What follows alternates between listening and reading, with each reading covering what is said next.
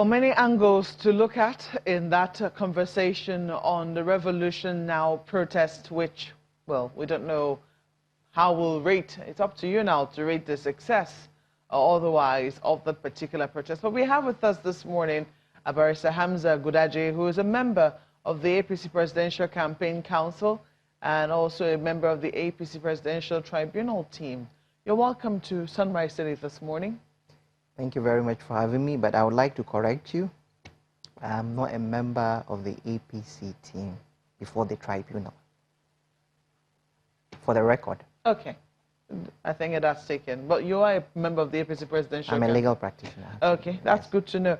Just wondering, so what are your thoughts on this revolution now? Their demands, from what we can see here, they listed their demands to include an economy that works for all and not a handful of individuals, banks and foreign multinationals. They believe that those are the people that the economy is currently working for. They want an effective and democratic end to insecurity and insurgency, an end to systemic corruption, and a total system change in the interest of all. They also want the immediate implementation of the 30,000 naira minimum wage at all levels in the public service as agreed with the trade unions, and education as an enforceable right and not a privilege. Now, a lot of people will say that what it is that they seek doesn't seem to be something that should threaten the state. Well, ordinarily, yes. What you have highlighted are basically demands for economic reform, improvement in governance, and things like that. Now, these are clearly demands within the ambit of the law. But when you bring it under the toga of a revolution, it raises eyebrows.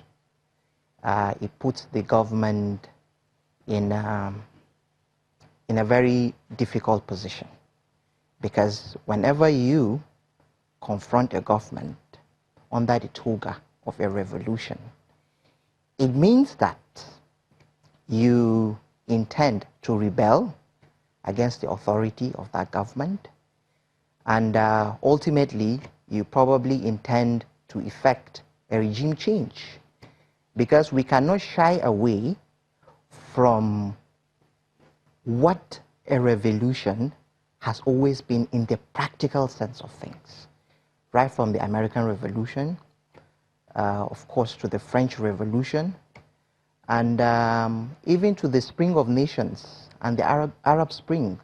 These are all forms of revolutions. And centrally, the central theme to those revolts are change of regime change. And there are ways stipulated under the current constitutional order for you to effect a regime change, which basically is through the ballot. And the so-called arrowhead or spearhead of the revolution, so to speak, he tried to be president. He lost, and he did not even challenge the victory of the president. And he's now turning around, you know, to come up with a so-called revolution. It is indeed suspect and suspicious. More so when only of recent we saw him, you know, in the news, you know, with the well-known secessionists and things like that. So his motives transcend what you have highlighted. That's a decoy. Now, I'm not in his mind. I cannot see his heart. But some people will say that what seems to have happened here is that we have taken just only one definition of what a revolution could mean, which is a forcible overthrow of a government or a social order in favor of a new system. But some people also talk about other meanings of a revolution. There is a dramatic and wide-reaching change in conditions, attitudes, or operation, which could be another meaning of a revolution, which seems in tandem with some of the things that they have requested. Why is it that we seem to be taking just one definition and reading all manners and motives to, you know, what could be the actual intendment behind a protest that has come out to say, these are actually the things that we are seeking? Everything has a context. If I walk into channels, television premises, and I ask you about, in quote, the news, obviously you will avert your mind to the 7 p.m. news or the 5 p.m. news of channels television. If you confront a government under the premise that you are revolting against that government, it means that you are taking action to undermine the authority of that government and possibly to change the government. There are no two ways about it. There are other contexts. You know, you can situate what a revolution is. You know, you could have intellectual revolution and things like that. If you go within the university community, for example, you know, as a group of maybe students, you say you are trying to effect an intellectual revolution. I don't think anybody will have any difficulty understanding what you're trying to do. But when you say you are trying to change the constitutional order, confronting the government, telling the government that after a certain period of time, the certain state agencies will no longer be recognizable, or they will cease to exist, like the DSS spokesperson said. Basically, you are talking of a revolt against constitutional authority. They are trying to blur it in such a way, you know, as to get popular support. But I don't think anybody should be fooled about this. But, you know, if you look at some of the things that they have, you know, that they are raising, you know, some of the things that they are asking for, their demands, would you agree with them to any extent that indeed perhaps this economy is actually not skewed in the favor of the masses? Mokbe. Perhaps, you know, government is not doing as much as it ought to do in trying to bring about taking us, let me just, for want of a better phrase now, to take us to the promised land, so to speak. Mokbe, there are issues in this country, we all agree, we all admit. We have economic problems, we have social problems. There is poverty, there is hardship. You know, when you look at our population, which is almost 200 million, vis-a-vis the resources at our disposal, obviously we are bound to have these challenges. And I also subscribe to the notion of telling constitutional authority to double its efforts in order to address this imbalance of having a huge population with scarce resources. There is no doubt about that. Now, when you talk of the minimum wage, I also advocate that 30,000 minimum wage should be implemented across board by all states. As a matter of fact, if possible, take it to 100,000, so long as there won't be adverse economic effects, inflation and what have you. We want the poor to enjoy, to move out of poverty. And of course, this government is already doing something in that regard with the social investment program. We need an improvement on all these conditions. There's no doubt about it. And I will be willing to also express my support for all these conditions to be improved. But the problem is, when you warp it, or when you blow it with a so-called revolution, the motives become suspect. More so when I told you about the antecedents of the so-called arrowhead of the revolution. It becomes a very dangerous path to take. And we want peace in this country. Indeed, what's the name? The arrowhead, whom we refer to, has been taken into custody by the DSS.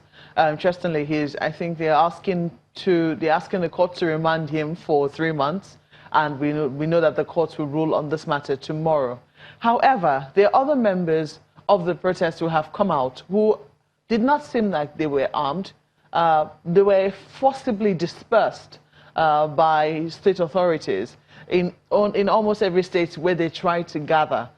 Do you think that the rights of people are not being abridged as a result of the name of the protest, when indeed, and in fact, from what we have seen, it's just a handful of people who have gathered very peaceably? Well, I still have to take you back to the context. I do not support any measure by government that will infringe on the right of peaceful assembly as enshrined in the Constitution. No doubt about it. However, there is a limit to that right of peaceful assembly. And like I told you, the main problem is this issue of revolution. But they haven't gone to, they haven't gone to, because some people say this is within their rights of freedom of expression. They can call it whatever it is that they choose to call it. Words matter. Words matter. You have to be careful with the kind of words you use. Now, why don't you call it a protest to demand for good governance? Why not? They are intellectually sound enough to coin it as such. Or there are other ways to call it. Why call it revolution? And then when you now situate it within the context, you know, of what this man has been doing, you know what he's trying to replicate. He's probably trying to replicate the Arab Spring. And then, of course, he's also trying to wage a revolution, you know, which we all know have, you know, occurred in history. He's trying to effect a regime change. He tried it through the ballot box. He failed. Instead of him to challenge, because let me even ask, is he saying that he is not okay with the economic and constitutional order of Nigeria, or is he not okay with President Buhari? Either way, he's in a cul-de-sac, because for him to change these two things, there are constitutional means of doing that. If you are not okay with the constitutional order, with the way the economy of this country is structured, there are ways you can reform that. Okay. Well, I'm going to ask you to hold your thoughts, and let's go to Lagos now, where we have another guest standing by. Gentlemen. Yes, we have a couple of guests, actually. I'm interested in asking guests there in Abuja with you some of the things, some words that the president, before he got into power, also used, but we'll get to that later. In the meantime, we have with us a member of the PDP, People's Democratic Party, Dr. Adetokunbo Pierce, with us here. Thank you very much for being with us. Good morning. As well as a member of the Coalition for Revolution, Lanre Adeleke. Thank you for being here. It's my pleasure. Let me ask you straight up, from what has been said in Abuja, is Omoyele Sowore the arrowhead of Revolution Now? He's not. Obviously, he's not. He's just one of the, in fact, his own group is just one of the affiliate members of CORE. When we say Coalition for Revolution, we're talking about several other organizations there, so many of them. So his own organization is just one out of it. I'm not a member of his organization, I'm a member of CORE. Look, what we're talking about in Nigeria, people should get the message. Things are not right in this country. A lot of persons are suffering. Are we saying that the conditions that people are living in this country is good enough? Look at the level of our roads. Look at the manner how we waste our hospitals, our education, tertiary institutions. Look at the level of corruption, the impunity that we fought for in 2015. All those things are still there. Many people will also say that these things are not new to us. I mean... Yes, and that's why we're asking for, look, for God's sake, it's not the first time. Perhaps people are just holding on to the words to call it a bad name. Sincerely speaking, it's not the first time. But the truth about it is that we must have a rebirth. We must have a new social order. And that's why we've used the word revolution. It's not by mistake.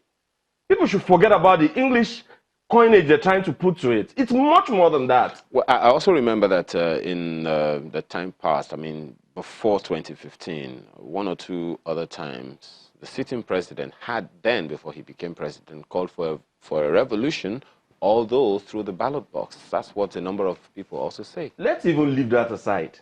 Their own party leader, Bola Ahmed Tinubu, 30th of September 2014, It's there on Punch. Go check it.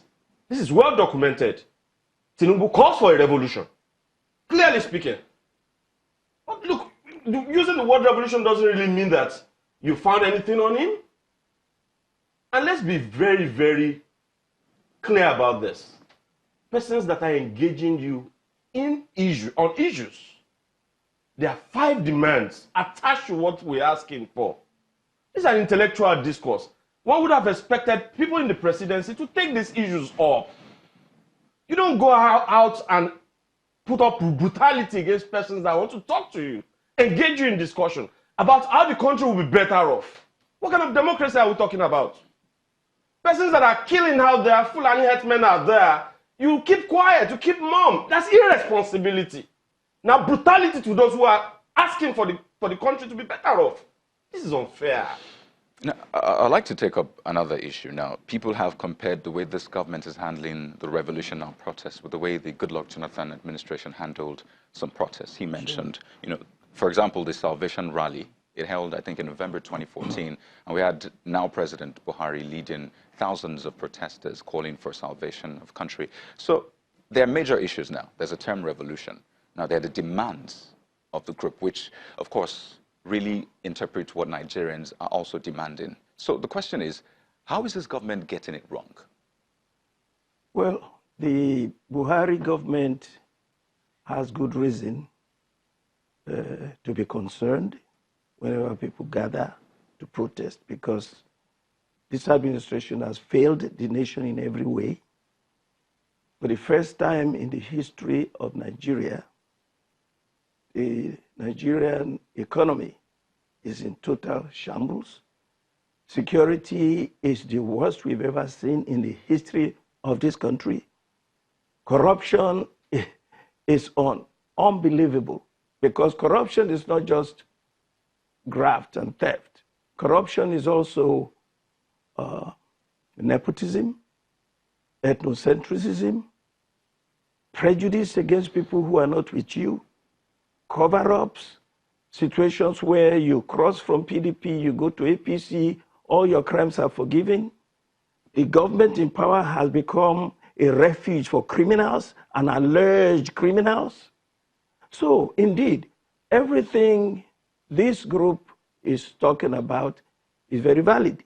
Now, in a democracy, in a true democracy, you allow for freedom of expression. All Shewore and co have done is say, we don't like this government, we want this government to go. Now, if they are planning an armed revolution to topple the government, that is a revolution. Indeed, what is going on now is just revolution in words.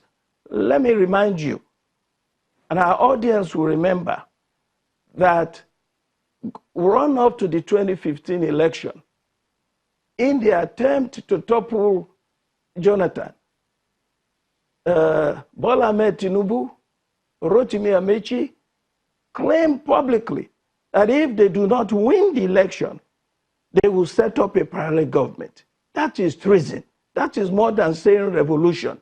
They should have been arrested. But Jonathan was a true Democrat.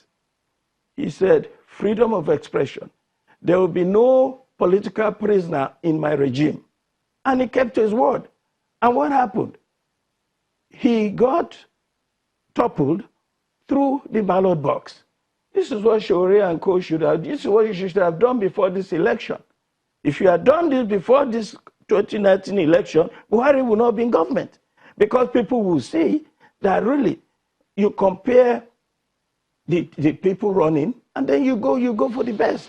Buhari has been alleged to, I may be wrong, he may never have said it, that if he didn't win the 2015 election, the dog and the baboon will soak in blood. There was a lot of rhetoric that was designed to topple the government, to create unrest, but true to his commitment to democracy, people say whatever they want to say. Freedom of speech, freedom of association.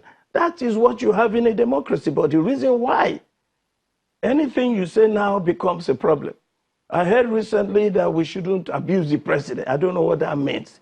We can say anything we want against the president. He doesn't like it, he can take us to court.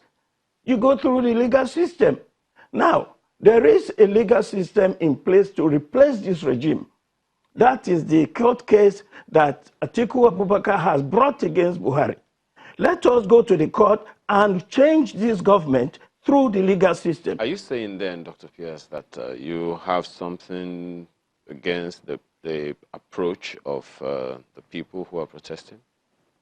Well, what I'm saying is that this approach will only give rise to the terrorism that this government will inflict on them, because it is a reactionary government that knows that it has failed the people in every way and therefore becomes very defensive.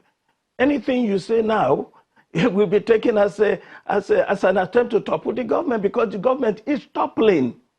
This government does not really exist. How do you mean? Because the government cannot control security. The government cannot control the economy. The government cannot control corruption. The government has failed in every way. What has the government done?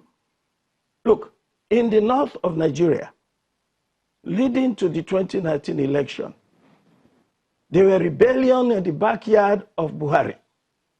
People were going in droves from APC to PDP in readiness for the election. The next thing we know, bandits, kidnapping in the northwest, all sorts of ways to disrupt the election. So eventually, now the election is in dispute. We are not sure that Buhari won this election. A number of people will also come to you and say, look, this is what politicians do every time. Once there is a... This is what politicians do. This is what public analysts do. We are doing everything we are supposed to do, but let us look at what is going on in the court of law in Nigeria. All right, Mr. Adeleke, he's talked about the approach, that a number of people have also said that, look, they are not for any unnecessary call for violent protest and all of that. The approach is something that a number of people I don't know what we complain about the approach. In the first instance, we've seen in this country where for every election, people come around and complain that the election had been rigged, the processes are being gagged, and all that. Whether they are substantiated or not is another thing entirely. But there's something we all must understand. Citizens have rights, whether during election, after election, to protest about the conditions with which they are subjected to by those who are leading them. And that's what we are talking about. Are you telling me that we should wait for 4 years just because I voted for Buhari in 2019, let's assume, and is not performing, and my life is being threatened, I have no job, the hospitals are not working, the roads are not working, we should all keep quiet till 2023, people should die? Is that what we're talking about? Or you are saying that the right to talk is not there? What's your assessment of the effect so far? Because yesterday people didn't think that anything happened. No, we had to rest yesterday, look at the casualties we had, look at those that are being detained, look at measures in bringing them out. In fact, take account of even what happened. Then we'll now sit back, brainstorm, and know the next line of action. But sincerely speaking, it's a huge success. It's a huge success in the sense that look at the level of turnout all over the country. One of the things that, if you don't mind me butting in, one of the things that anyone would want to, of course, most certainly many people sympathize with, the agitations, the exact things that you are asking for and stuff like that. But how this protest, this activity will have a long-term effect, that's one thing a number of people are concerned. So what's your plan to make sure that the effect is long-term? It's a continuous thing. We are going to be calling out people, at least giving commands and asking people to turn out for the protests. But it has to be coordinated. It doesn't mean that we just have to go headlong every day. People have to rest, people have to go to work. You should understand the Nigerian economy itself. For us to be able to sustain it, people live on daily income. So we just have to allow them to rest, then call for action subsequently. Now, briefly, sorry to cut in. I'd like to take you up on the support, for example, you're getting. There's this allegation that you're getting support from a foreign organization on one hand. I'd like to respond to that. And also the support you're getting from Nigerians. The president, in fact, came out to say, or to thank Nigerians, and quote, for not participating in the phantom revolution. I'm sure you saw that. That's on another hand. And then are you getting support from, for example, the PDP? Let me start from the last. Which of the two parties can we really work with? 16 years of PDP, we have nothing to show for it. Let's be honest with ourselves. Ordinary electricity we cannot generate. It's not as if we are supporting any party. You should forget about that. The ruling class should understand that they've pushed Nigerian citizens to the wall. They should go to the hospitals and check people who are dying daily, who don't have money for the medical tourism that the president is going for. They should go to the roads and see what is happening there, people who are not going to school. It's not just about APC, no, it's about the ruling class. They are all part of it. And this particular one, we are sustaining it. And that's why we've used the word revolution. We must all come to see the social order. It's not balanced. Just about 1% of the entire population is controlling about 99% of the income. For God's sake, it's not fair. If you look at Africa as of today, Africa as a continent, you will find out that by the time you list about 20 richest persons, you have about 10 Nigerians there. But yet we are the poorest in the world. What's happening? One quick one for you again, Mr. Adeleke.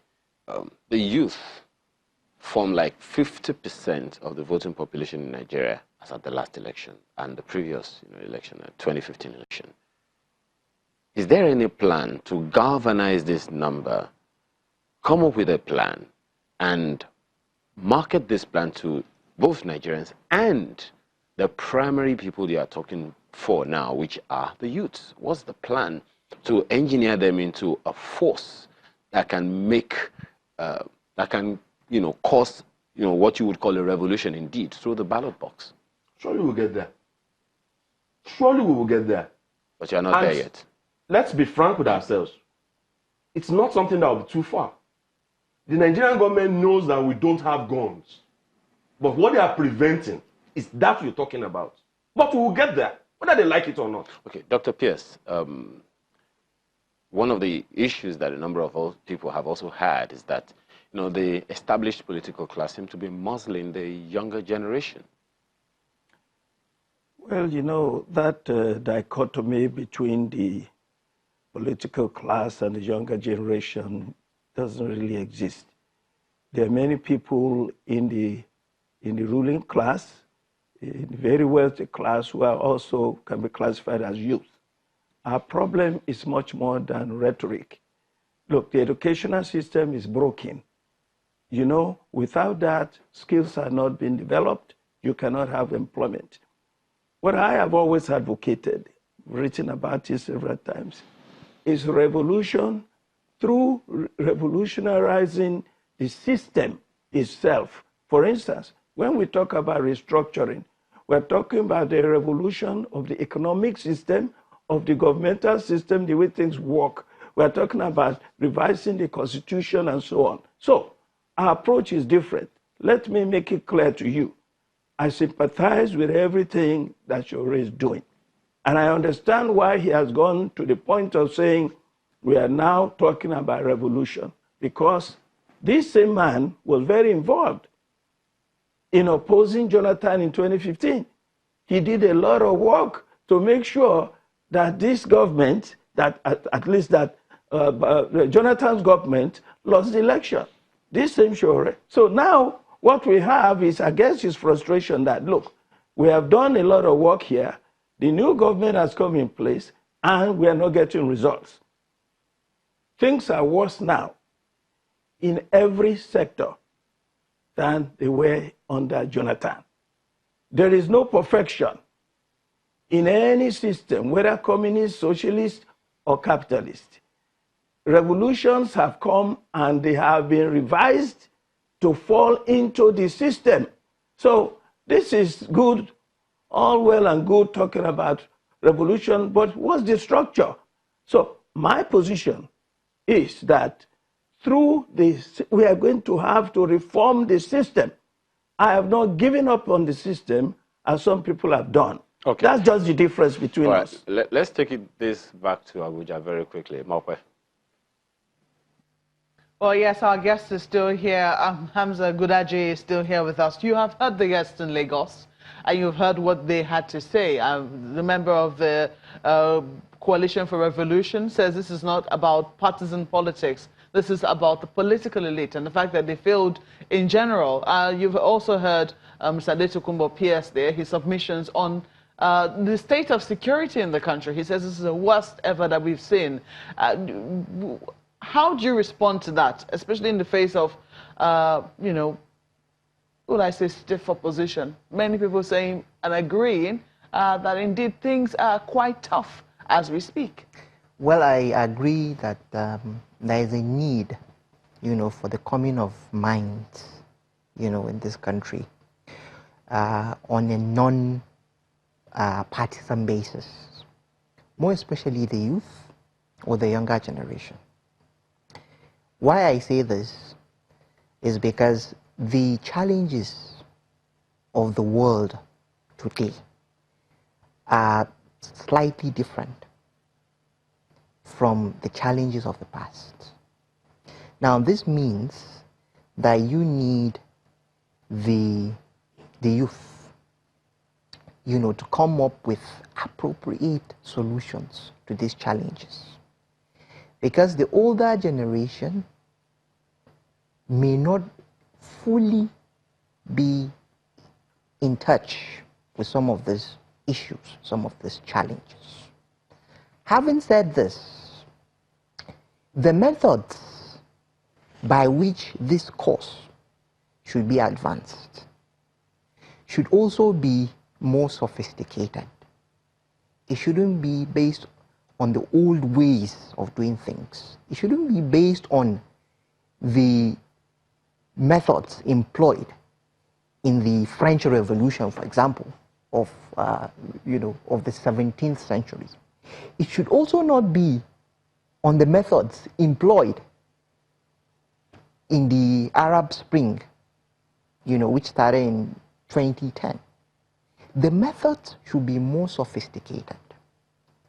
So what I'm saying is this: as youth, we should come together, you know, come up with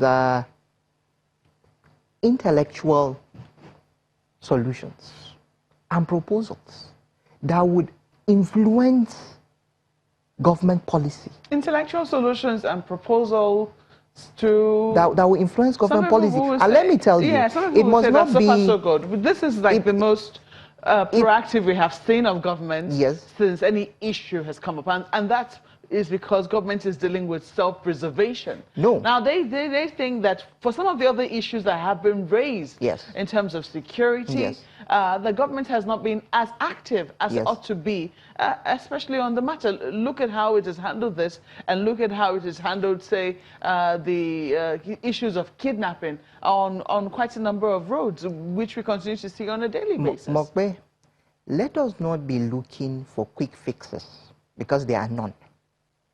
This is a very rough road that we are applying, and it requires time to cover the distance.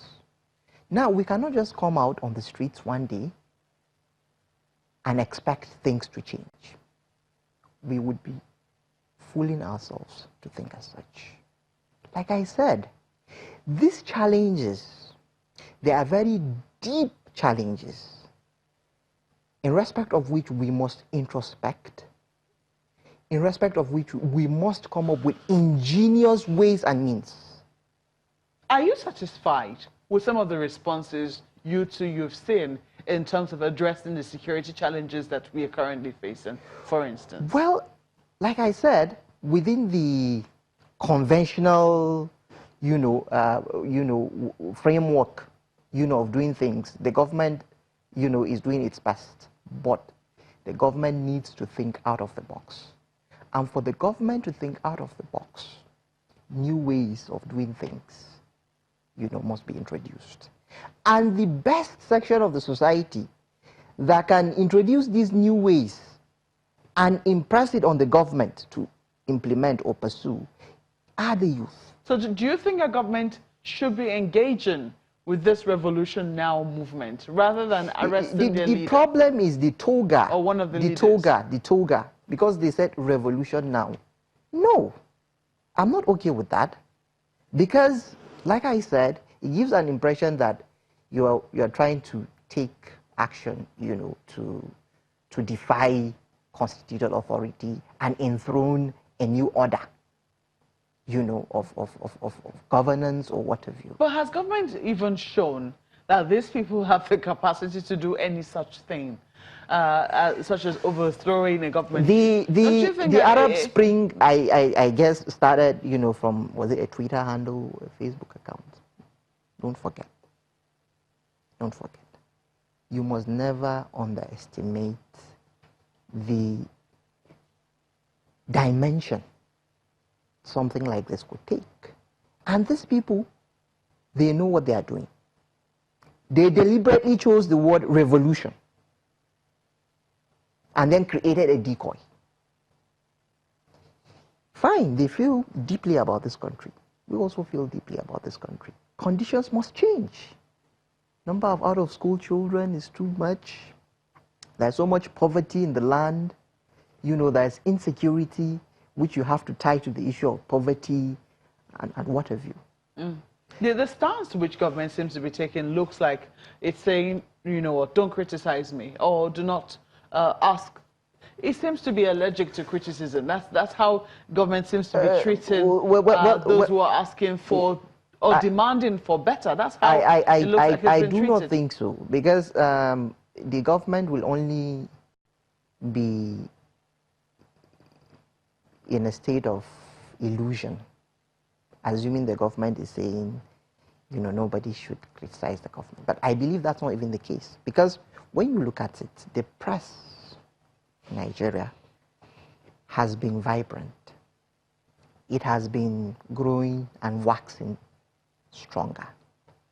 You know, the kind of reportage and things you see, you know, criticizing government, whether government likes it or not, is out there already. And the government has not done anything to stop that. And as a matter of fact, the government can't even stop that. But that's not the issue. That's not the issue. I believe what the government is trying to deal with is the inherent motive of this movement, you know, of, you know, dethroning the government, you know, in a manner, in a pretentious manner, let me put it that way. Even though the government hasn't told us that they have found them with the capacity to do so. But like I said, the Arab Spring began, you know, it began with somebody who immolated himself. You know, he was very frustrated about something and he burnt, you know, he set himself ablaze, and that was how the Arab Spring. Right? But let us go to Lagos now and let us find out from our guest there whether indeed, you know, would they be willing, for instance, a member of the Coalition for Revolution, would they consider a name change if that is what exactly seems threatening, for instance? Well, thank you, Mokwe. Well, so, Mr. Deleke, would you consider a name change? Just change for what? We say we want a change, a drastic change from the old order. That's revolution. And we say that we are not having guns, but with the words of our mouth, with a conscience that is built on the fact that we want justice, equity, and fairness in the land. We say that we will push the government to see to the needs of the people. It's clear enough. Do you think that the government is not in any way aware of what's happening in the nation? Yes, perhaps that's the problem we've had in this country. When people speak to the left and speak to the right and not addressing issues. We must be frank. If we want democracy to thrive, followers must hold their leaders responsible. Look, we're talking about killings. Ore Road, Ilesha, and all that. It's been in the papers for a couple of weeks. Have you seen the kind of response that we had 2 days ago, have you seen such there? Look at the level of mobilization of security apparatus all over the country. Just because they are threatened that the people will take power. Is that their problem? It shouldn't be their responsibility to ensure that the citizens, their lives, their properties are safe. Is it not part of what we voted for? Are those issues being addressed? If they could put the same responsibility that they thought that they have to save the sovereignty of this country, like they claimed, if they can put that to effect in ensuring that lives and properties are safe, if they can put that to effect to ensure that there's quality education for all, if they can put that to effect to ensure that we stop the systemic corruption that is going on, if they can put that to effect to ensure that the minimum wage of an average Nigerian can send the children to school, can cater for their health, can cater for their living, so that we don't keep on having young persons going into corruption, going into crime, and at the end of the day, you use the privileges of the state to continue clamping down on them. No. These are the things we are talking about, and it's a serious matter, and I think we should take it as an important thing that we should address. Well, a number of people will agree with you on that. I mean, you've talked about the response of government to security threats that was perceived, but then there's a bigger issue. If in a manner of speaking, the unemployment, figures are very, very high, and needless to say, this affects youth primarily. What do you think government can do to expedite action in that regard? Lots of things can be done. If you look at the quantum of money that have been spent during the PDP, during the APC, on just providing light alone, you would see that if truly they are sincere, if truly they desire that it should work, if they want those infrastructures to be there, you would see that at least that would help. If there is light, the informal sector would move hundreds, if not, in terms of level of productivity. We'll be able to multiply it. That alone would double our GDP, if not more. Let's leave that. There are several other things that they can use. Look, if you want to register a company as of today, the level of taxation that you will have from the states and the federal is enough to debar you. And that's why you would see that even people who are opening businesses, a lot of them are folding up. Nobody's talking about that. All we have is just lip service to the issue of creating jobs. Okay. Dr. Pierce, one of the things that the revolution now, and many Nigerians are concerned about, is the tremendous level of unemployment. I know, I mean, naturally it'll be laid at the footstep of the federal government, but then we have states, that are still governed by the PDP as we speak, and we have members of your party who are in the National Assembly, state houses of assembly all over the place. Isn't there anything they also can do to soften this problem? Good. Let me say, I hope it's clear that I'm not opposed to this revolutionary movement. Reason being that we've talked and talked, we've protested all these problems in the country, and this government has been the most insensitive I've ever seen. Let's talk about the participation of your part. Well, this is the point. This is the point. I'm getting to that point. So I am glad that they have been sensitive now. They're listening. You know what happens in the US? They usually have black community, two. One Malcolm X and one Martin Luther King. If you don't listen to Malcolm X, if you don't listen to Martin Luther King coming with assimilation, working together, then you have a problem. You have to now listen to the alternative. So hopefully now, this government will listen to some of the suggestions that we have made. This is not about APC or PDP. I've been on your shows many times, and people have said they don't even know what party I belong to. It's not about party politics. It's about the issues that will improve quality of life in the government. Now, how do you cure unemployment? I had this phrase when I was doing this case for governor. Education is the antidote to poverty. Every country that has lifted its people from poverty had to go invest seriously in education. UNESCO now suggests 26% of your budget to education. Sometimes we have a federal government that will commit 10%. Jonathan committed about 15%. We protested, it was not enough. But this government has come in place and it's gone to 7% and 8%. This is where the problem is. And there's a lot of things that have to be done. I wrote a piece recently on this minimum wage issue. Let me tell you, no state can pay 30,000 naira minimum wage. They don't have the money. You know, unlike the way he's putting it, that I don't believe that people in government don't want to help. The point is, a lot of the time, apart from their corruption, they can't help. The money is not there. Before you can spend money, you must make money. This is why this is why we have said that the only way that Nigeria will survive this economic impasse is to allow for true federalism, whereby each state has direct access to its natural resources. That is the way countries develop. Right now, we are dependent on oil. It is a wasting asset. It is one of the many assets that we can use. There's uranium, there is gold, there's platinum, there's so many things. There is bauxite, you know, there is bitumen. Right. This country is endowed, but we have not tapped into our resources because we have a constitution that has deprived the states from having independence to develop themselves. You know, so we have to do, my approach is always, what's the solution? All right. So that is why we talked about this issue of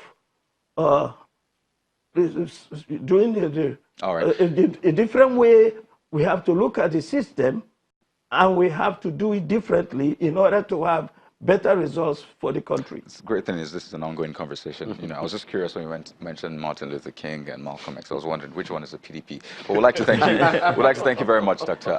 Adetokunbo. The one that is PDP is Martin Luther King. All right. The one that Malcolm X is RevolutionNow. Okay, well, that is debatable. Well, thank you so much, Dr. Adetokunbo Pierce, a member of the PDP, and Mr. Lanre Adeleke, member of a coalition for revolution. Thank you so much for your thoughts on the program this morning.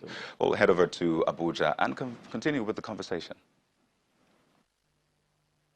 Well, thank you, Kaide. Well, it's our closing moments with you, and just one word, I mean, or let's say a couple of sentences on how you intend to wrap this up. Well, I would just say this so-called movement would probably only serve the purpose of reawakening the fact that we need new and ingenious ideas to move this country forward, not protests, not other unsavory methods. It's a fine place to leave it. We have to thank you for coming on the program. Barrister Hamza Gudaji is a member of the APC Presidential Campaign Council.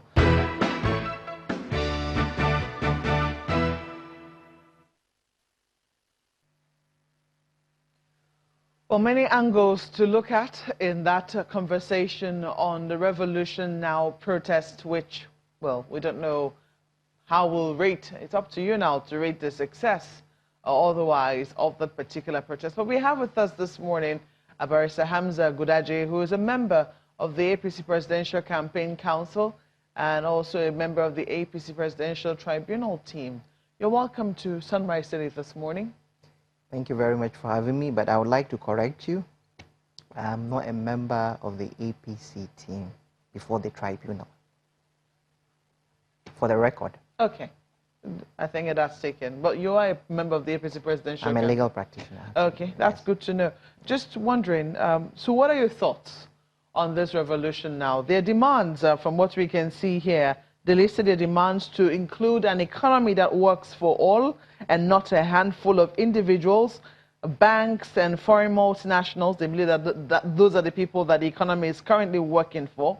They want an effective and democratic end to insecurity and insurgency, an end to systemic corruption, and a total system change in the interest of all. They also want the immediate implementation of the 30,000 naira minimum wage at all levels in the public service as agreed with the trade unions, and education as an enforceable right and not a privilege. Now, a lot of people will say that what it is that they seek doesn't seem to be something that should threaten the state. Well, ordinarily, yes. What you have highlighted are basically